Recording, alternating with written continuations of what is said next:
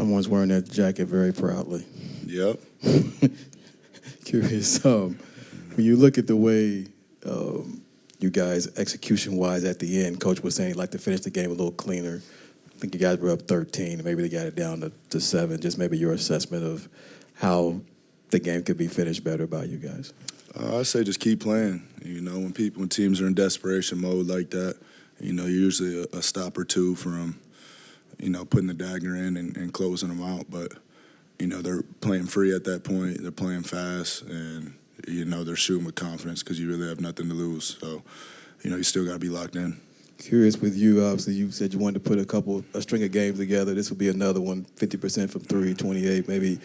What you're finding rhythm-wise or flow-wise, Coach seemed to think that the break helped you as far as getting your body back right.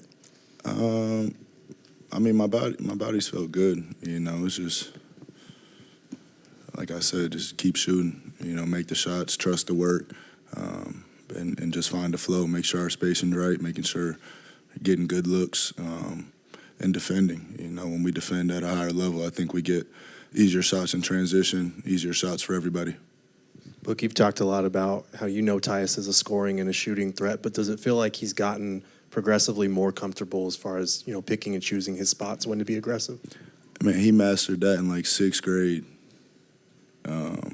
I keep telling y'all that. So, you know, I watch him be super punctual since then. You know, he's always had a pace and a feel, and his scoring's always been underrated.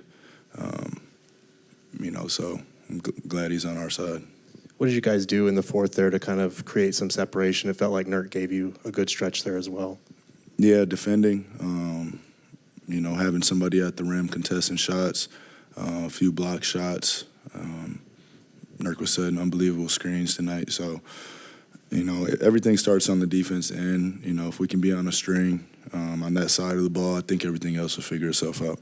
With Royce and Tyus, their numbers from 3 are ridiculous this month. How much of that do you think for a player can come down to the spacing and kind of figuring out their spots, where to space? Yeah, they understand that, you know, teams are going to load up on me, Kev, and Brad, and,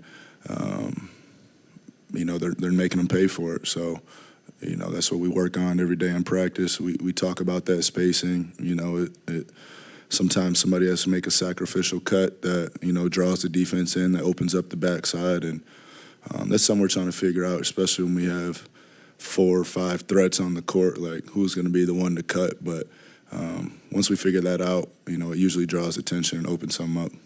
With Brad, you've had years like that yourself where it's just these random things keep popping up in random circumstances. Just how do you, as a player, stay composed through that, and how much is he staying engaged through these things he's been dealing with? Yeah, he's working. You know, I see him doing conditioning today, so, you know, you just got to stay on it. You know, he's a professional. He's been in it a long time, and, you know, it's a long season. So, you know, you just have to take care of your body and, you know, get the treatment that you need, get the work that you need, and, you know, he's checking those boxes.